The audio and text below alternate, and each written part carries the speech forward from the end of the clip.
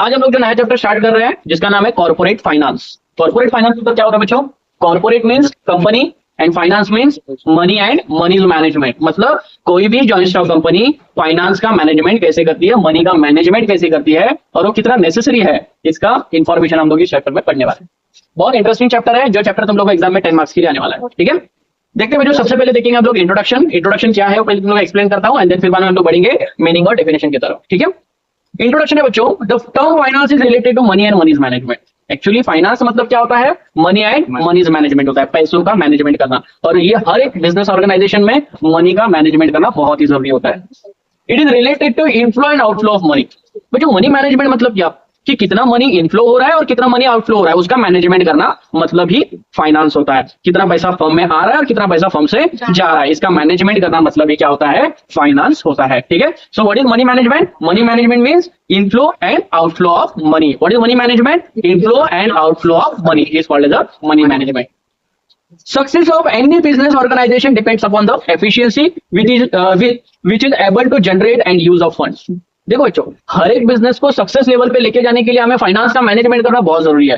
Without financial management हम लोग कोई भी बिजनेस ऑर्गेनाइजेशन को सक्सेस लेवल पे लेके जा ही नहीं सकते। इसके वजह से भले वो स्मॉल बिजनेस ऑर्गेनाइजेशन हो या बिग बिजनेस ऑर्गेनाइजेशन हो, हर एक बिजनेस ऑर्गेनाइजेशन में फाइनेंशियल मैनेजमेंट करना, मनी मैनेजमेंट करना बहुत ही जरूरी होता है। ठीक है, because finance is the backbone of that business organisation. हर एक बिजनेस ऑर्गेनाइजेशन का फाइनेंस एक बैकबोन होता है। बैकबोन मतलब एक रीढ़ की हड्डी होती है। अगर हमारे शरीर में अगर रीढ़ की हड्डी नहीं रहेगी तो हम लोग लाइफ में सर्वाइव नहीं कर पाएंगे। वैसे ही अगर बिजनेस में फाइनेंशियल मैनेजमेंट नहीं रहेगा तो बिजनेस सर्वाइव नहीं कर पाएगा। ठीक है, हेनरी ऑगलैंड क्या कहते हैं? हेनरी ऑगलैंड इन्होंने एक एसपी का मतलब मनी मैनेजमेंट के ऊपर उन्होंने एक डेफिनेशन दिया है। उनके हिसाब से मनी मैनेजमेंट क्या है, देखो ये बोलते हैं कि मनी इज एन आर्म और लेग। मनी बिजनेस ऑर्गेनाइजेशन का आर्म और लेग है। ठीक है, मनी बिजनेस ऑर्गेनाइजेशन का आर्म और लेग है। ठीक है, यूज इट और लॉस इट, यूज इट और लॉस इट। या तो उसको सही तरीके से यूज करो या तो बिजनेस ऑर्गेनाइजेशन को लॉस में लेके जाओ। ठीक है, या तो मनी मैनेजमेंट को सही तरीके से यूज करो या तो उसको लॉस में लेके जाओ। ठीक है, the statement clearly brings the significance of the finance for the success of a business. और ये दो या तीन वर्ड्स के लाइन में उन्होंने पूरा एक्सप्लेनेशन दे दिया, क्लियरली बता दिया कि फाइनेंस का बिजनेस ऑर्गेनाइजेशन में कितना बड़ा महत्व है। ठीक है, उन्होंने सीधा सीधा बोला है कि भाई फाइनेंस जो है वो बिजनेस का लेग और आर्म है, लेग और आर्म है। ठीक है, अगर सही तरीके से यूज करोगे तो प्रॉफिट में लेके जाओगे, अगर सही तरीके से यूज नहीं करोगे तो लॉस में लेके जाओगे बिजनेस को। ठीक है, इसलिए money management form business organisation का लेग और आर्म होता है। डेफिनेशन मीनिंग देखते हैं पहले कॉर्पोरेट फाइनेंस का। कॉर्पोरेट फाइनेंस का मीनिंग क्या है? देखो बच्चों, बहुत इंपॉर्टेंट है और एग्जाम में तुम लोगों को यही मीनिंग लिखना है। देखो क्या है, कॉर्पोरेट फाइनेंस डील्स करता है बच्चों raising and using of finance के साथ। ठीक है, कॉर्पोरेट फाइनेंस, कॉर्पोरेट मतलब बिजनेस ऑर्गेनाइजेशन या कोई भी कंपनी, उसको हम लोग बोलते हैं corporate. And what is finance? Money and money's management. ठीक है, तो कॉर्पोरेट फाइनेंस डील्स करता है बच्चों raising and using of finance by the corporation. मतलब बिजनेस कॉर्पोरेशन फंड्स को जो रेज करते हैं और यूज करते हैं उसी को कॉर्पोरेट फाइनेंस कहते हैं। समझ में? ठीक है, रेज करना मतलब अगर बिजनेस ऑर्गेनाइजेशन को चलाना है तो बिजनेस ऑर्गेनाइजेशन को कहीं ना कहीं से फंड्स को रेज करना होगा। ठीक है, और जो रेज किया हुआ फंड है उसको सही मैनर्स में यूटिलाइज करना होगा। ठीक है, तब जाके बिजनेस को एक सक्सेसिव प्रॉफिट मिल सकता है, एक मैक्सिमाइज प्रॉफिट मिल सकता है। ठीक है, उसी को हम लोग क्या कहते हैं? कॉर्पोरेट फाइनेंस कहते हैं। It deals with the financing activities of the corporation, capital structure and making investment decisions. अभी बिजनेस में फाइनेंस से रिलेटेड कौन से फाइनेंशियल एक्टिविटीज किए जाते हैं? जैसे कि कैपिटल स्ट्रक्चरिंग हो सकता है। कैपिटल स्ट्रक्चरिंग मतलब क्या बच्चों? अभी देखो, बिजनेस ऑर्गेनाइजेशन जो कैपिटल रेज करते हैं वो मल्टीपल सोर्सेज से रेज करते हैं। जैसे कि ओन फंड से some part of amount raise करते हैं, कुछ फंड ऑफ अमाउंट डेप्ट क्रिएट करते हैं। डेप्ट मतलब क्या कि बाहर से किसी से कर्जा ले लेते हैं। ठीक है, उसको हम लोग बोलते हैं डेप्ट क्रिएट करना, उसको हम लोग बोरोड फंड भी कहते हैं। ठीक है, और ओन फंड मतलब क्या कि खुद का पैसा लगाना, उसको हम लोग बोलते हैं ओन फंड। तो हर एक बिजनेस ऑर्गेनाइजेशन के पास मल्टीपल सोर्सेस अवेलेबल होते हैं फंड्स को रेज करने के लिए। उसमें से दो इंपॉर्टेंट सोर्सेस हैं जिसको हम लोग बोलते हैं ओन फंड और दूसरा बोलते हैं बोरोड फंड। ओन फंड मतलब खुद का पैसा, बोरोड फंड मतलब बाहर का पैसा। ठीक है, बाहर से लिया हुआ लोन, उसको हम लोग बोलते हैं बोरोड फंड। ठीक है, अभी ओन फंड में भी मल्टीपल सोर्सेज अवेलेबल है। जैसे कि ओन फंड मतलब कंपनी अपनी कंपनी के शेयर्स इशू कर सकती है। ठीक है, इक्विटी शेयर इशू कर सकती है, प्रेफरेंस शेयर इशू कर सकती है, retain earning closing back of profit कर सकती है। ठीक है, ये तो एक स्ट्रक्चर हो गया। ठीक है, और दूसरा स्ट्रक्चर क्या है? Borrowed fund. बोरोड फंड में क्या आता है बच्चों? बोरोड फंड में डिवेंचर इशू कर सकते हैं, बॉन्ड्स इशू कर सकते हैं, पब्लिक से डिपॉजिट ले सकते हैं। मल्टीपल सोर्सेज अवेलेबल है कंपनी के पास। ठीक है, तो हर एक सोर्सेज से कितना पार्ट ऑफ अमाउंट, कितना फंड रेज किया जाता है उसको हम लोग बोलते हैं कैपिटल स्ट्रक्चर। क्या बोलते हैं? Capital structure. जैसे फॉर एग्जाम्पल समझो, हमारे बिजनेस को चलाने के लिए 10 करोड़ की रिक्वायरमेंट है। हम बिजनेस को स्टार्ट करने के पहले हमारे बिजनेस को कितना कैपिटल की रिक्वायरमेंट है पहले उसको हम लोग एनालाइज करते हैं, ठीक है, और फिर बाद में हम लोग उतने फंड को रेज करते हैं, ठीक है। अभी समझो हमारे बिजनेस को चलाने के लिए 10 करोड़ की रिक्वायरमेंट है, तो 10 करोड़ हम लोग मल्टीपल सोर्सेज से रेज करेंगे। कुछ पार्ट ऑफ अमाउंट हम लोग शेयर से रेज करेंगे, कुछ पार्ट ऑफ अमाउंट हम लोग रिटेन अर्निंग से रेज करेंगे, सम पार्ट ऑफ अमाउंट हम लोग डिबेंचर इशू करेंगे, सम पार्ट ऑफ अमाउंट के हम लोग बॉन्ड्स इशू करेंगे, सम पार्ट ऑफ अमाउंट हम लोग लोन रेज करेंगे फाइनेंशियल इंस्टीट्यूशन के पास से, ठीक है। तो ऐसे अलग अलग पार्ट में हम लोग क्या करते हैं, उस फंड्स को रेज करते हैं। तो ये जो पार्ट है ना बच्चों, उसी को हम लोग बोलते हैं कैपिटल स्ट्रक्चर। क्या बोलते हैं? Capital structure. समझ में आया? ठीक है। तो कैपिटल मतलब फाइनेंशियल एक्टिविटीज में क्या क्या किया जाता है? कैपिटल स्ट्रक्चर किया जाता है। कैपिटल स्ट्रक्चर के थ्रू फाइनेंस को रेज किया जाता है। एंड मेकिंग इन्वेस्टमेंट डिसीजन, अभी फंड जो आया है उसको सही तरीके से इन्वेस्टमेंट किया जाता है। मतलब कितना फंड अमाउंट हम लोग फिक्स कैपिटल में इन्वेस्टमेंट करेंगे, कितना पार्ट ऑफ अमाउंट हम लोग वर्किंग कैपिटल में इन्वेस्टमेंट करेंगे, इसका डिसीजन लेना मतलब क्या होता है बच्चों? इन्वेस्टमेंट डिसीजन होता है। अभी फिक्स कैपिटल और वर्किंग कैपिटल के इसको आगे जाके हम लोग डिटेल में पढ़ने वाले हैं। फिक्स कैपिटल मतलब शॉर्ट में तुम लोग बता रहा हूं, फिक्स कैपिटल मतलब ऐसा कैपिटल जिस कैपिटल से हम लोग एसेट्स को बाय करते हैं, फिजिकल एसेट्स को बाय करते हैं। जैसे कि अगर लैंड एंड बिल्डिंग खरीदना है, फर्नीचर खरीदना है, उसको खरीदने के लिए जो परमानेंट लॉन्ग टर्म बेसिस तक हम लोग उसको यूज करने वाले हैं, ऐसी चीजों के ऊपर जब इन्वेस्टमेंट किया जाता है उस कैपिटल को फिक्स कैपिटल कहा जाता है, ठीक है। जैसे कि लैंड एंड बिल्डिंग खरीदना है, फर्नीचर खरीदनी है, मोटर कार खरीदनी है, बहुत सारे महंगे महंगे एसेट्स हमें खरीदने हैं जिसको हम लोगों ने बेचने के लिए नहीं बल्कि खरीद यूज करने के लिए खरीदा है, ठीक है। उसको हम लोग बोलते हैं फिक्स कैपिटल। क्या बोलते हैं? Fix capital. दूसरा होता है बच्चों वर्किंग कैपिटल। अभी वर्किंग कैपिटल मतलब क्या कि डेली बेसिस में ऑपरेशनल बेसिस को यूज करने के लिए, जैसे कि हर महीने का इलेक्ट्रिसिटी का बिल पे करना है, रॉ मटेरियल को खरीदना है, ठीक है ना, मतलब अपने एम्प्लॉय का सैलरी पे करना है, प्रिंटिंग स्टेशनरी, तो ये खर्चे जो होंगे वो डेली बेसिस पे होंगे, है ना। तो उसको हम लोग बोलते हैं वर्किंग कैपिटल। क्या बोलते हैं? Working capital. तो अभी यहाँ पे हम लोगों ने क्या किया? फाइनेंस को रेज किया। अभी उस फाइनेंस को जो रेज किया है उसको सही मैनर में हमें यूटिलाइज करना है, उसको इन्वेस्टमेंट करना है ताकि बिजनेस हमारा प्रॉफिट को मैक्सिमाइज कर पाए, ठीक है। इसी का डिसीजन लेना मतलब क्या होता है? फाइनेंशियल मैनेजमेंट होता है, मतलब कॉर्पोरेट फाइनेंस होता है। आई होप सबको समझ में आ गया होगा कॉर्पोरेट फाइनेंस क्या है। एक बार देखते हैं क्या है वापस। What is corporate finance? Corporate finance deals with the raising and using of finance by the corporation. It deals with the financing activities of the corporation, जैसे कि capital structure and making investment decision. This is called corporate finance. ठीक है बच्चों, clear? किसी को doubt इधर तक? Next line is definition. So what is definition? Henry Hoagland ने ही ये डेफिनेशन लिखा है। हेनरी ऑगलैंड क्या बोलते हैं पता है कॉर्पोरेट फाइनेंस के बारे में? बोलते भाई कॉर्पोरेट फाइनेंस डील्स प्राइमरली, हर एक बिजनेस ऑर्गेनाइजेशन को स्टार्ट करने के पहले सबसे पहले डील किया जाता है कॉर्पोरेट फाइनेंस के साथ, बराबर। विदाउट कॉर्पोरेट फाइनेंस अगर हमारे पास पैसे ही नहीं है तो भाई हम लोग बिजनेस को स्टार्ट करने का माइंड में ला भी नहीं सकते। अगर हमारे पास पैसे अवेलेबल नहीं है, या तो पैसे चलो नहीं है बट उसको कहां से लाना है उसका सोर्स भी अगर हमारे पास अवेलेबल नहीं है तो भी हम लोग बिजनेस को स्टार्ट नहीं कर सकते, ठीक है। तो अगर बिजनेस को स्टार्ट करना है तो सबसे पहले मतलब प्राइमरली आपको किसके बारे में सोचना है? कॉर्पोरेट फाइनेंस के बारे में सोचना है। समझ में आया बच्चों? ठीक है। तो उन्होंने क्या बोला? Corporate finance deals with the primarily with the acquisition. Acquisition मतलब फंड को कहां से लाना है, एंड यूज ऑफ कैपिटल, और उसको कहां पे यूज करना है, ठीक है, bye the corporation, by the business corporation. This is called corporate finance. तो इन शॉर्ट हेनरी ऑगलैंड ने भी यही कहा कि भाई कॉर्पोरेट फाइनेंस क्या करता है? कॉर्पोरेट फाइनेंस वो फाइनेंस है जो सबसे पहले डील करता है कॉर्पोरेट फाइनेंस के साथ, जहां से हम लोग डिसाइड करते हैं कि कहां से फंड को एक्विजिशन करना है और उसको कहां पे सही तरीके से यूज करना है, ठीक है। उसी को हम लोग क्या कहते हैं? कॉर्पोरेट फाइनेंस कहते हैं, ठीक है। कॉर्पोरेट मतलब company and what is finance मतलब management, money and money's management. So what is money and money's management? Money and money's management या कॉर्पोरेट फाइनेंस का मतलब क्या होता है? Corporate finance deals primarily with the acquisition and use of capital by the business corporation। ठीक है बच्चों, किसी को डाउट इसमें? पक्का?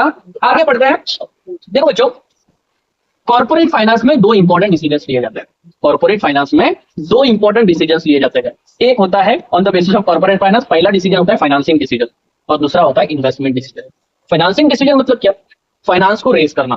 अभी फाइनेंस को रेज करने के लिए कंपनी के पास मल्टीपल ऑप्शंस होते हैं, जैसे कि मैंने तुम लोगों को बताया ओन फंड ऑप्शन है, बोरोड फंड ऑप्शन है, ओन फंड में शेयर्स इशू करना है, प्लस इक्विटी शेयर इशू कर सकते हैं, प्रेफरेंस शेयर, मल्टीपल ऑप्शंस होते हैं, ठीक है। बट फाइनेंशियल मैनेजर जो होते हैं वो क्या करते हैं? इंश्योर करते हैं सही तरीके को, बराबर, ठीक है, मतलब सही तरीके को चॉइस करते हैं। वैसे भी देखा जाए तो फाइनेंशियल मैनेजर के पास मल्टीपल ऑप्शंस होते हैं फंड्स को रेज करने के, बट फाइनेंशियल मैनेजर हर एक सोर्स को डिटेल में स्टडी करते हैं, उसके कॉस्ट को स्टडी करते हैं, उसके मैच्योरिटी पीरियड को स्टडी करते हैं और फिर बाद में डिसीजन लेते हैं कि हमें कौन से सोर्सेज से फंड्स को रेज करना चाहिए। समझ में? ठीक है। So that decision is called as a financing decision. समझ में? जैसे कि तुम लोग समझो इन फ्यूचर फाइनेंशियल मैनेजर बन गए, ठीक है, और तुम्हारे बिजनेस को चलाने के लिए अगर तुम्हें फंड की जरूरत है तो तुम लोग जहां से मिलोगे वैसे वहां से पैसे उठाओगे क्या? नहीं, अभी तुम्हें बैंक भी लोन देने के लिए तैयार है, तुम्हारे पास एक इन्वेस्टर शेयर्स भी खरीदने के लिए रेडी है, कोई जो क्रेडिटर है वो आपसे डिबेंचर्स भी खरीदने के लिए रेडी है। तो ये सब ऑप्शन तुम्हारे पास अवेलेबल है, बट उसमें से आपको प्रॉपर सोर्स को डिसाइड करना है। एज अ फाइनेंशियल मैनेजर हो, आपको अगर बिजनेस को प्रॉफिट में लेके जाना है तो आपको प्रॉपर सोर्स को डिसाइड करना होगा। क्योंकि हो सकता है कि बैंक आपको लोन तो दे रही है but high rate of interest charge कर रही है ना। आप डिबेंचर इशू कर रहे हो बट जो क्रेडिटर है आपसे ज्यादा रेट ऑफ इंटरेस्ट मांग रहे हैं। हो सकता है अगर जो इन्वेस्टर है वो इन्वेस्टर आपको पैसे देने के लिए तो रेडी है बट पूछ रहे हैं कि बाबा डिविडेंड कितना दोगे, है ना। तो ये सारी चीजों को आप क्या करोगे, स्टडी करोगे, सबके फीचर्स को, सबके बेनिफिट्स को आप रीड करोगे, समझोगे, एंड देन आप एक प्रॉपर डिसीजन लोगे कि हमें कौन से सोर्सेज से कितना फंड रेज करना है। समझ में आ रहा है बच्चों? So this is called as a financing decision. उसको हम लोग क्या बोलते हैं, फाइनेंसिंग डिसीजन। समझ में आया? देखो क्या बोला है फाइनेंसिंग डिसीजन में। Financing decision, the business firm has access to capital market to fulfil its financial needs. अभी फाइनेंशियल डिसीजन में क्या हम लोग क्या डिसीजन लेते हैं, हमारे फाइनेंशियल नीड्स को कंप्लीट करने के लिए हमें कौन से सोर्सेज से फाइनेंस रेज करना चाहिए, इसका डिसीजन हम लोग फाइनेंशियल डिसीजन में लेते हैं। ठीक है, then the firm has multiple choices of sources of finance. और फंड्स को रेज करने के लिए फर्म के पास मल्टीपल सोर्सेज अवेलेबल होते हैं। बहुत सारे सोर्सेज से फर्म क्या कर सकती है, फंड्स को रेज कर सकती है। ठीक है, बट हमें उसमें से बेस्ट ऑप्शन को क्या करना है, चॉइस करना है। ठीक है, the firm can choose whether it wants to raise equity capital और डेब्ट कैपिटल। ठीक है, अभी फाइनेंशियल मैनेजर के पास दो ऑप्शन है कि भाई इक्विटी कैपिटल से फंड रेज करूं या डेब्ट कैपिटल से फंड रेज करूं। ठीक है, तो फाइनेंशियल मैनेजर क्या करेगा, दोनों को भी स्टडी करेगा, देखेगा कि भाई हम कहां से फंड लेंगे तो हमें कम से कम कॉस्ट पे करना होगा। ठीक है, और उस सोर्सेज से वो फंड क्या करेंगे, रेज करेंगे। समझ में आया? आगे, the firm can even option for bank loan, public deposit, debentures, etc. to raise funds. The finance manager ensures that the firm is well capitalized. That is, they have right amount of capital, and that amount the firm has right combination of debt and equity. ये सब को study करने के बाद financial manager एक proper combination बनाएंगे कि कितना पार्ट ऑफ अमाउंट हम लोग डेब्ट कैपिटल से लेंगे और कितना पार्ट ऑफ अमाउंट हम लोग इक्विटी से लेंगे। ठीक है, सो दैट कॉम्बिनेशन लेने के लिए जो डिसीजन लिए जाते हैं, ये डिसीजन कहां पे लिए जाते हैं बच्चों, फाइनेंसिंग डिसीजन पे लिए जाते हैं। डन, समझ में आ रहा है सबको? Clear? Next is investment decision. अभी इन्वेस्टमेंट डिसीजन क्या है, अभी बिजनेस के पास फंड तो आ गया, फाइनेंसिंग डिसीजन में हम लोग ने डिसाइड कर लिया कि भाई डेब्ट कैपिटल से कितना फंड लेना है और इक्विटी फंड से कितना फंड लेना है, इतना तो समझ में आ गया। अभी पैसा आ गया है, अभी उस पैसे को कैसे प्रॉपर मैनर में इन्वेस्ट करना है। ठीक है, ताकि हमारा बिजनेस जो है वो अच्छा खासा प्रॉफिट कमा सके। ठीक है, अभी फर्म के पास भी मल्टीपल ऑप्शन है, एक है फिक्स कैपिटल का और एक है वर्किंग कैपिटल का। अभी फिक्स कैपिटल में भी some part of amount investment करना होगा और वर्किंग कैपिटल में भी some part of amount investment करना होगा। अभी फिक्स कैपिटल मतलब क्या कि आपको लैंड एंड बिल्डिंग खरीदना होगा, आपको मशीनरीज खरीदने होंगे, आपको फर्नीचर खरीदने होंगे, एसेट खरीदने होंगे ना। ठीक है, तो उस एसेट को खरीदने के लिए आप कितना पैसा इन्वेस्टमेंट कर रहे हो, समझ में आ रहा है? फिर बाद में आपने जितना फंड लिया उसमें से कितना पैसा फिक्स कैपिटल के लिए इन्वेस्टमेंट कर रहे हो और कितना पैसा आप डेली बेसिस पे, क्योंकि आप बिजनेस स्टार्ट करोगे तो तुरंत आपका प्रॉफिट चालू होने वाला नहीं है। ठीक है, कुछ टाइम जाएगा, बट उतना टाइम को निकालने के लिए आपके पास सम पार्ट ऑफ अमाउंट होना भी तो चाहिए ना। क्या तुरंत आपका कस्टमर बढ़ने लग जाएंगे? नहीं, आपको एडवर्टाइजिंग करना पड़ेगा, आपको इलेक्ट्रिसिटी का बिल पे करना पड़ेगा, आपको अपने एम्प्लॉय को सैलरी पे करना पड़ेगा, है ना। नहीं तो एम्प्लॉय को ऐसे तो नहीं बोल सकते भाई जब प्रोडक्ट बेचेगा तब तुझे सैलरी दूंगा, ऐसे तो पॉसिबल है नहीं। तो ये सारे खर्चे जो होते हैं बच्चों, जो डेली बेसिस पे ऑपरेशनल बेसिस पे होते हैं, उसको हम लोग बोलते हैं वर्किंग कैपिटल। क्या बोलते हैं? Working capital. समझ में आया? ठीक है, तो वर्किंग कैपिटल के लिए कितना पैसा रखना है और फिक्स कैपिटल के लिए कितना पैसा इन्वेस्टमेंट करना है, इसका डिसीजन हम लोग कहां पे लेते हैं, इन्वेस्टमेंट डिसीजन में लेते हैं। समझ में आया? क्लियर? देखो इन्वेस्टमेंट डिसीजन में क्या बोला है, once the business firm has gained excess capital, एक बार फर्म को कैपिटल गेन हो गया, the finance manager has to take decision regarding the use of fund in a systematic manner. उसके बाद फाइनेंशियल मैनेजर क्या करता है, इन्वेस्टमेंट डिसीजन लेता है कि उस फंड को हम लोग कैसे सिस्टमैटिक मैनर में यूज करें। ठीक है, done. So that will bring maximum return of its owner, ताकि हमारे बिजनेस के ओनर को अच्छा खासा रिटर्न मिल सके, प्रॉफिट मिल सके। For this, the firm has to take into the consideration the cost of capital. मतलब यहाँ पे हम लोग कंसीडर करेंगे कि भाई हम लोग कितना कॉस्ट ऑफ कैपिटल इन्वेस्टमेंट कर रहे हैं। ठीक है, फिर बाद में once they know the cost of capital, firm can deploy or use of the funds in such a way a firm that returns are more than the cost of capital.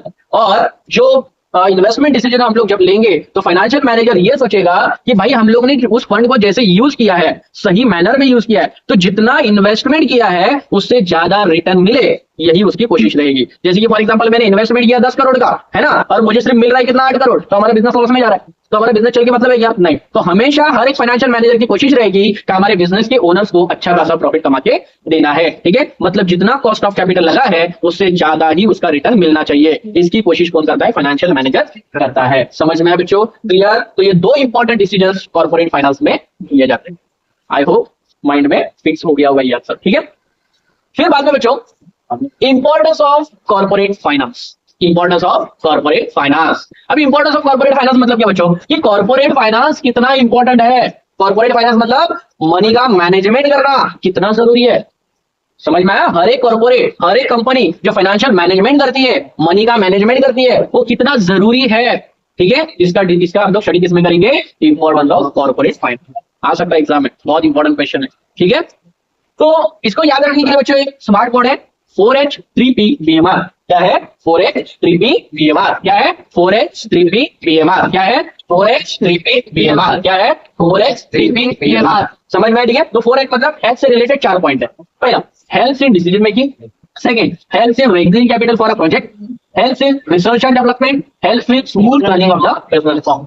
फी से related 3 point है, promotes expansion and diversification, payment of dividend and interest, payment of taxes and fees. ये 3P हो गए। ठीक है, and BMR, B for brings coordination between the various activities, M for managing the risks, and R for replacement of old assets। तो इस तरीके से आप इसको आंसर याद रख सकते हो। ठीक है, 1 by 1 हम लोग स्टडी करते हैं। सबसे पहला पॉइंट है बच्चों, हेल्प इन डिसीजन मेकिंग।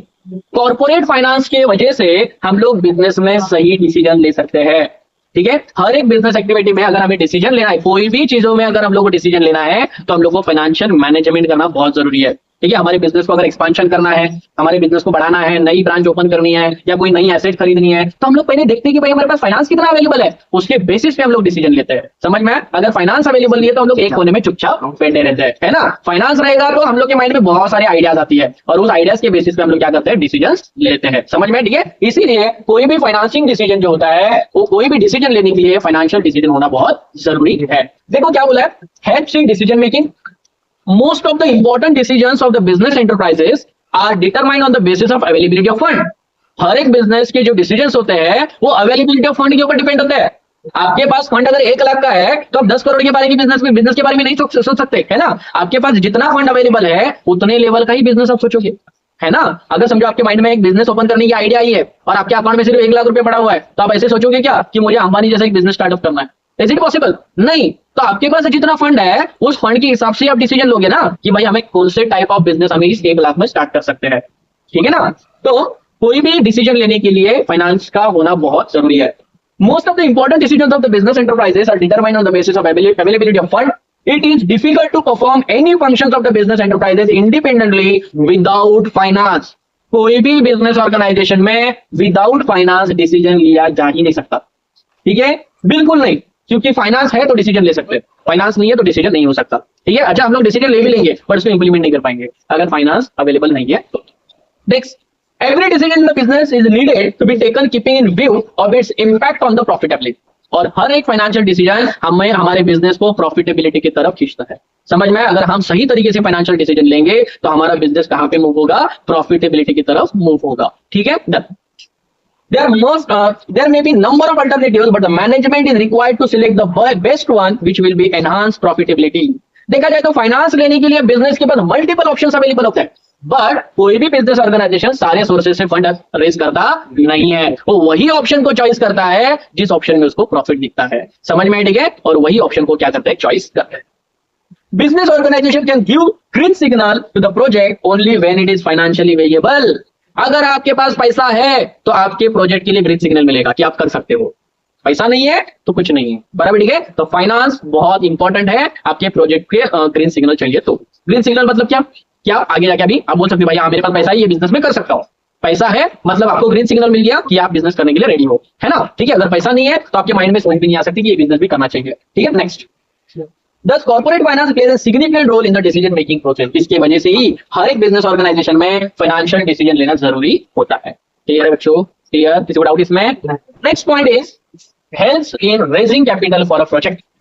मतलब कोई भी प्रोजेक्ट को चलाने के लिए, कोई भी प्रोजेक्ट को इंप्लीमेंट करने के लिए फाइनेंशियल डिसीजन लेना बहुत जरूरी है, फाइनेंस का मैनेजमेंट करना बहुत जरूरी है। देखो कैसे, whenever a business firm wants to start a new venture, it needs to raise capital। Business firm can raise funds by issuing shares, debentures, bonds, or even by taking loan from the bank। देखो जो यहाँ पे उन्होंने क्या बोला कि कोई भी बिजनेस को अगर आपको स्टार्ट करना है, कोई भी न्यू वेंचर को स्टार्ट करना है, या अगर आपको कोई भी बिजनेस को स्टार्ट करना है, तो आपको हमेशा फंड की रिक्वायरमेंट होती है, पैसों की जरूरत होती है। सो बिजनेस फर्म मल्टीपल ऑप्शन के थ्रू क्या कर सकता है, फर्म को फंड को रेज कर सकता है, जैसे कि अपनी कंपनी के शेयर्स इशू कर सकता है, डिबेंचर्स इशू कर सकता है, बॉन्ड्स इशू कर सकता है, ठीक है, और पब्लिक से डिपॉजिट ले सकता है। मल्टीपल ऑप्शन हो सकते हैं, और जो शेयर्स इशू करते हैं, बॉन्ड्स इशू करते हैं, तो उस पैसे से हम अपने कैपिटल को क्या कर सकते हैं, रेज कर सकते हैं और अपने प्रोजेक्ट को कंप्लीट कर सकते हैं। समझ में आया बच्चों? Clear? Next is help in research and development.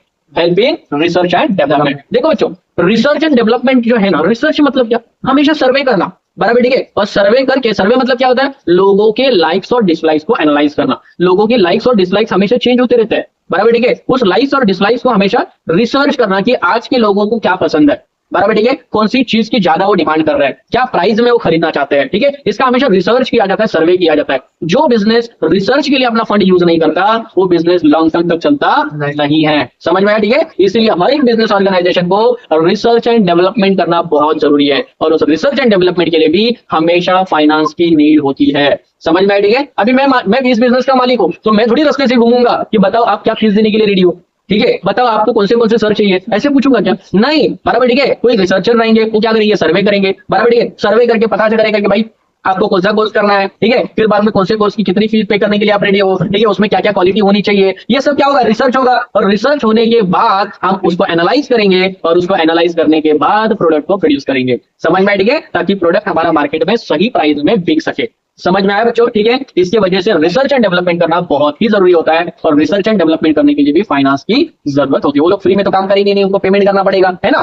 और रिसर्च एंड डेवलपमेंट कोई शॉर्ट टर्म का काम नहीं है भाई, ये लॉन्ग टर्म, मतलब हर एक काम बंद हो सकता है, बट रिसर्च एंड डेवलपमेंट बंद नहीं हो सकता। समझ में? ठीक है। Research and development must be undertaken for the growth and expansion of the business. अगर आपके बिजनेस को ग्रोथ करना है, अगर आपके बिजनेस को एक्सपांशन करना है, तो research and development continuous basis पे करना होगा। Detailed technical work is essential for the execution of product. Research and development is a lengthy process. Research and development क्या है? लेंथी प्रोसेस है। आप बोलोगे एक दिन में मैंने रिसर्च कर लिया, नहीं, आपको हमेशा रिसर्च एंड डेवलपमेंट करना होगा। तुम लोग सोचो, थोड़ा सा लॉजिक लगाओ। पहले नोकिया का मोबाइल जो मिलता था, अभी भी मिलता है, वो डब्बा मोबाइल बोलते उसको, है ना। पहले वो 2500 3000 में मिलता था। आज अगर उसको 2500 3000 में बेचेंगे तो कोई खरीदता है क्या? नहीं खरीदता है भाई। क्यों नहीं खरीदता? क्योंकि भाई बाकी की कंपनी ने रिसर्च किया, डेवलपमेंट किया, बराबर। चाइना की कंपनी आई, चाइना ने स्क्रीन टच वाला मोबाइल लाया, बराबर। अगर उस टाइम बाकी की कंपनी ने अगर रिसर्च नहीं किया होता, तो सिर्फ चाइना की मोबाइल खरीदे जाते, अभी तक दूसरा कोई मोबाइल मार्केट में आता ही नहीं, है ना। तो जब चाइना की कंपनी यहाँ पे आई, हमारे देश में आई, उन्होंने मोबाइल बेचा, स्क्रीन टच मोबाइल बेचे, तो लोगों को वो पसंद आने लग गया, ठीक है। तो यहाँ पे रिसर्च एंड डेवलपमेंट चालू हो गया कि भाई कंज्यूमर को क्या पसंद है, क्या कंज्यूमर को स्क्रीन टच वाले मोबाइल पसंद है, क्या क्या उसमें फंक्शन होने चाहिए, क्या उसकी प्राइस होनी चाहिए, ये सब रिसर्च हुआ। और फिर बाद में बाकी कंपनियों ने भी स्क्रीन टच वाले मोबाइल को डेवलप करना स्टार्ट कर दिया, तब जाके वो कंपनी अभी भी चल रही है ना। अच्छा वो छोड़ो, बीच में जियो ने फ्री का सिस्टम निकाला, बराबर, फ्री रिचार्ज, बराबर। फिर बाद में 3 महीने का फ्री रिचार्ज दे दिया, टॉक टाइम फ्री कर दिया। फिर बाद में क्या हो गया, उसके ऊपर चार्जेस लगाने लग गए। इंटरनेट पहले क्या होता था, 10 रुपए का रिचार्ज करना पड़ता था, 7 रुपए का बैलेंस मिलता था, टॉक टाइम मिलता था, है ना। तो उस टाइम क्या होता था, 10 रुपए का रिचार्ज किया ना, तो 7 रुपए कब खत्म होते थे पता भी नहीं चलता था, एक ही बार फोन पे बात करने से, ठीक है ना। तो जियो ने क्या निकाला, जियो ने निकाला फ्री टॉक टाइम, बराबर, ठीक है। फ्री के बाद क्या निकाला, 200 रुपए का रिचार्ज, अनलिमिटेड कॉल। तो ये सिस्टम को जिसने जिसने फॉलो किया, वो सिम कार्ड आज भी बेच रहे हैं, बराबर। क्योंकि लोगों के लाइक्स और डिस्प्लेस ऑटोमेटिकली क्या हो गए, चेंज हो गए। लोगों के लाइक्स और डिसलाइक्स क्या हुए, चेंज हो गए। और चेंज होने की वजह से अगर आप लोगों के लाइक्स और डिसलाइक्स के थ्रू अगर आप अपने प्रोडक्ट को प्रोड्यूस नहीं करोगे, तो ज्यादा टाइम बिजनेस में नहीं टिक पाओगे। समझ में आया? जैसे कि यूनिनॉर कंपनी चली गई, एयरसेल कंपनी चली गई, है ना। आइडिया कंपनी गायब हो गई, दिखी नहीं बाद में। तो क्यों? क्योंकि कंपटीशन में नहीं बने रही लोग, रिसर्च एंड डेवलपमेंट के ऊपर कहीं ना कहीं तो कम पड़ गए। समझ में आया? ठीक है, डन। आज जियो चल रहा है, एयरटेल चल रहा है। अभी 2 ही कंपनी ज्यादातर टॉप पे है, एयरटेल है, जियो। अभी एयरटेल और जियो क्या कर रहा है, जियो पहले डिसीजन लेता है, फिर बाद में उसको देख के कौन लेता है, एयरटेल ले लेता है। इसलिए अभी भी टिके हुए बिजनेस में, कंपटीशन में बने हुए हैं, है ना। होता है कि नहीं? तो इसलिए रिसर्च एंड डेवलपमेंट करना बहुत ही जरूरी है। समझ में आया? और रिसर्च एंड डेवलपमेंट के लिए पैसे भी खर्चे करने उतने ही जरूरी है। Next, many times company has to upgrade its old product और develop a new product to attract the customer. आपको हमेशा ओल्ड प्रोडक्ट को क्या करना है बच्चों, अपग्रेड करना है। अपग्रेड मतलब नए मार्केट में जो नया प्रोडक्ट चल रहा है, ठीक है, उस तरीके का प्रोडक्ट आपको मार्केट में क्या करना होगा, डेवलप करना होगा, ताकि कस्टमर आपके पास क्या हो जाए, अट्रैक्टफुल। अब ये बोर्ड पे है, ये बोर्ड पे अगर मैं अगले 10 साल के बाद भी पढ़ाऊं तो क्या क्वेश्चन मेरे पास स्टूडेंट आएंगे क्या? नहीं आएंगे सर, क्योंकि उस टाइम डिजिटलाइजेशन हो गया होगा पूरा। क्या हो गया होगा, डिजिटल। तो मुझे भी क्या करना पड़ेगा, डिजिटल बोर्ड लगाना पड़ेगा, तब स्टूडेंट मेरे पास आएंगे। समझ में? क्योंकि हर एक क्लासेस में उस टाइम क्या हो गया होगा, डिजिटलाइजेशन हो गया होगा, बराबर ठीक है। और सबका डिजिटलाइजेशन, और मैं भी अभी भी ओल्ड मेमोरी लेके चल रहा हूँ, ठीक है ना। तो क्या स्टूडेंट मेरे पास आएंगे? क्या नहीं आएंगे भाई, ऑटोमेटिकली स्टूडेंट क्या हो जाएंगे, कम हो जाएंगे। तो मार्केट में क्या चल रहा है उसको मुझे रिसर्च करना जरूरी है, समझ में आया, ठीक है। और उसके हिसाब से मुझे अपने बिजनेस में मॉडिफिकेशन करना जरूरी है, तब मैं अपने बिजनेस में बना रहूंगा, ठीक है। तो आगे बढ़ते हैं। Help in smooth running of the business, मतलब अगर आपके बिजनेस को स्मूथली रन करना है तो आपके पास फाइनेंस होना जरूरी है। अगर फाइनेंस नहीं है, फाइनेंशियल मैनेजमेंट सही से नहीं है, तो आपका बिजनेस स्मूथली रन नहीं होगा। समझ में? स्मूथली रन मतलब क्या, कि आपके बिजनेस में जो जो एम्प्लॉइज है उनको टाइम टू टाइम सैलरी पे करना होगा। अगर सैलरी पे नहीं करेंगे तो एम्प्लॉय आएंगे क्या, नहीं, एम्प्लॉय स्ट्राइक पे बैठ जाएंगे, एम्प्लॉय बोलेंगे नहीं करना है काम, जाओ नहीं, बराबर ठीक है। तो यहाँ पे प्रोडक्शन रुक जाएगा, प्रोडक्शन रुक जाएगा तो सेल रुक जाएगा, ठीक है। तो ये बिजनेस स्मूथली रन होगा क्या, नहीं। तो हमारे एम्प्लॉय की सैलरी हमें साइड में निकाल के रखनी है, इलेक्ट्रिसिटी का बिल हमें टाइम टू टाइम पे करते रहना है, गवर्नमेंट को टैक्स टाइम टू टाइम पे करते रहना है, तब जाके हमारा बिजनेस क्या होगा, स्मूथली फंक्शनिंग होगा। और ये सब पे करने के लिए क्या चाहिए, पैसा। पैसा मतलब फाइनेंस, क्या चाहिए, समझ में बच्चों, क्लियर, किसी को डाउट इसमें? आगे बढ़। Smooth running of the business firm, a smooth flow of corporate finance is needed so that salaries of employees are paid on time, loans are cleared on time। जो लोन लिया है वो भी टाइम पे पे करना जरूरी है, ठीक है। Raw material is purchased whenever required, जब जब रॉ मटेरियल की जरूरत रहेगी उसको परचेज करना भी जरूरी है, ठीक है। सेल्स का प्रमोशन करना जरूरी है, ठीक है। एग्जिस्टिंग प्रोडक्ट का सेल्स प्रमोशन करना जरूरी है, और तब जाके हमारा प्रोडक्ट क्या हो सकता है, स्मूथली फंक्शनिंग हो सकता है। नए नए प्रोडक्ट को लॉन्च करना है, ठीक है, लोगों के लाइक्स और डिसलाइक्स के हिसाब से हमें प्रोडक्ट को लॉन्च करना है, तब जाके हमारा बिजनेस क्या हो सकता है, स्मूथली फंक्शनिंग कर सकता है, ठीक है। और बिजनेस ऑर्गेनाइजेशन को स्मूथली फंक्शनिंग करने के लिए भी फाइनेंशियल मैनेजमेंट उतना ही जरूरी है। Next point is promotion and expansion of diversification. Promotion and expansion of diversification मतलब modern machines and modern techniques are required for expansion and diversification.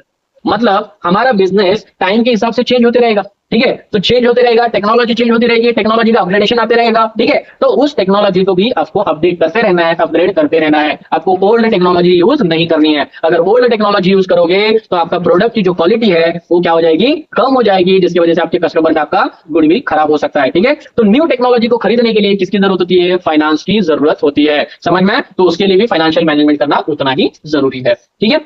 Next point is payment of dividend and interest. अभी देखो बच्चों, एक बात बताओ, तुम्हारे business में जो जो लोग इन्वेस्टमेंट कर रहे हैं, क्यों इन्वेस्टमेंट कर रहे हैं, कुछ तो रिटर्न चाहिए। अगर आपको बैंक लोन दे रहा है तो बैंक तुम्हें लोन क्यों दे रहा है, इंटरेस्ट कमाने के लिए दे रहा है। आपके पास इन्वेस्टर इन्वेस्टमेंट कर रहा है, शेयर्स खरीद रहा है, बॉन्ड्स खरीद रहा है ना, तो क्यों खरीद रहा है, क्योंकि इसके बदले उसको कुछ रिटर्न्स चाहिए। अगर आप उसको रिटर्न्स नहीं दोगे तो क्या बताओ वो आपके पास इन्वेस्टमेंट करेगा क्या, नहीं। इन्वेस्टमेंट नहीं करेगा तो पैसा आएगा क्या, नहीं। पैसा नहीं आएगा तो प्रोडक्शन कहां से होगा, प्रोडक्शन नहीं होगा तो सेल क्या करोगे, कुछ भी तो नहीं, ठीक है। इसके वजह से पेमेंट ऑफ डिविडेंड और इंटरेस्ट टाइम टू टाइम होना चाहिए। जो जो इन्वेस्टर्स है उनका टाइम टू टाइम पेमेंट होना चाहिए, जिससे जिससे पैसे लिए हो उसको टाइम टू टाइम पेड करते रहना चाहिए, ठीक है। तो यही क्या होता है, फाइनेंशियल मैनेजमेंट होता है। Next point is payment of taxes and fees. Government को टैक्स पे करना बहुत जरूरी है। गवर्नमेंट को टैक्स पे नहीं करोगे, गवर्नमेंट अलग अलग फाइन्स एंड पेनाल्टीज लगाती रहेगी, अलग अलग आपको रजिस्ट्रेशन फीस पे करने पड़ेंगे। अगर आपका इनकम अगर गवर्नमेंट के सेल्स से अगर एग्जिट हो चुका है तो उतना टैक्स आपको पे करना जरूरी है। गवर्नमेंट को टाइम टू टाइम टैक्स देना जरूरी है, तो ही गवर्नमेंट आपको कोई भी काम करने में दिक्कत क्रिएट नहीं करेगी, समझ में आया, ठीक है। और तब जाके आप अपने बिजनेस को स्मूथली फंक्शनिंग कर सकते हो, समझ में आया, ठीक है। तो इसलिए payment of taxes and fees मतलब गवर्नमेंट को taxes and fees time to time paid करते रहना चाहिए, समझ में आया, ठीक है। Next point is brings coordination between various activities। कोऑर्डिनेशन मतलब क्या होता है बच्चों, कोऑर्डिनेशन मतलब हमारे बिजनेस में बहुत सारे डिपार्टमेंट होते हैं, अलग अलग डिपार्टमेंट होते हैं। जैसे कि सबसे पहले परचेज डिपार्टमेंट होता है, फिर बाद में प्रोडक्शन डिपार्टमेंट होता है, सबसे पहले फाइनेंस डिपार्टमेंट होगा, फिर बाद में परचेज डिपार्टमेंट होगा, फिर बाद में प्रोडक्शन डिपार्टमेंट होगा, प्रोडक्शन डिपार्टमेंट के बाद मार्केटिंग डिपार्टमेंट होगा, मार्केटिंग डिपार्टमेंट के बाद सेल्स डिपार्टमेंट होगा।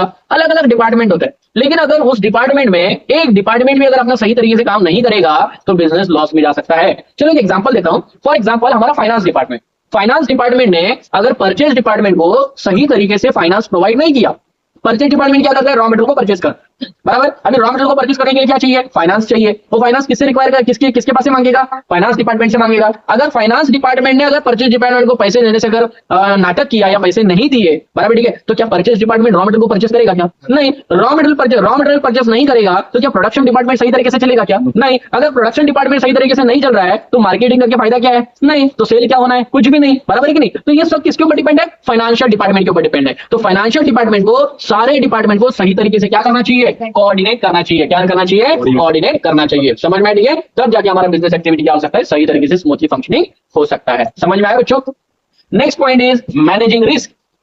बिजनेस में मल्टीपल टाइप के रिस्क आते रहते हैं, कभी नेचुरल कैलेमिटीज आ जाती है, कोई साइक्लोन आ जाता है, कभी कभी एम्प्लॉय स्ट्राइक करते हैं, है ना। तो ये सारे स्ट्राइक से निपटने के लिए, नेचुरल कैलेमिटी से निपटने के लिए कंपनी के पास सम पार्ट ऑफ फाइनेंस होना जरूरी है, बराबर, ठीक है। नहीं तो जब नेचुरल कैलेमिटीज है अभी तो बोलेंगे अरे यार पैसा ही नहीं है, अभी क्या करेंगे, बिजनेस को बंद कर देते। नहीं भाई, बिजनेस नहीं चल सकता, ठीक है। इसके वजह से आप हर साल जो प्रॉफिट कमाते हो, इस प्रॉफिट में से some part of amount business क्या करता है, रिजर्व करके रखता है, ताकि इन फ्यूचर कोई भी कोई ऐसे अनसर्टेनिटीज आ गई, समझो अचानक से सेल कम हो गया, कोविड जैसी कोई सिचुएशन आ गई, ठीक है, तो इस सिचुएशन को हैंडल करने के लिए फाइनेंशियल मैनेजमेंट करना जरूरी है, सम पार्ट ऑफ अमाउंट को रिजर्व करके रखना जरूरी है। समझ में आया बच्चों, clear. And last point is replacement of old asset. नई नई टेक्नोलॉजी जैसे जैसे मॉडर्नाइजेशन होते जाएगा, ठीक है, न्यू टेक्नोलॉजी को आपको अपग्रेड करते रहना है। अगर कोई ओल्ड एसेट हो गया है, 10 साल चला रहा है, तो भी उसको रिपेयर कर करके चला रहा है, तो उसकी वजह से प्रोडक्ट की क्वालिटी क्या हो जाती है, खराब हो जाती है, और उसकी वजह से उसका सीधा इफेक्ट किसके ऊपर हो जाता है, हमारे प्रॉफिट के ऊपर होता है। समझ में आया, ठीक है। तो जब कोई मशीन खराब हो जाती है तो उस मशीन को अपग्रेड करना है, ओल्ड एसेट को बेच के न्यू एसेट को खरीदने के लिए भी कंपनी के पास फाइनेंस अवेलेबल होना चाहिए। समझ में आया बच्चों, ठीक है। सो इसलिए फाइनेंशियल मैनेजमेंट करना बहुत ही जरूरी है, ठीक है। आई होप सबको समझ में आ गया होगा, किसी को डाउट है तो पूछ सकते होगा, ठीक है। Thank you very much.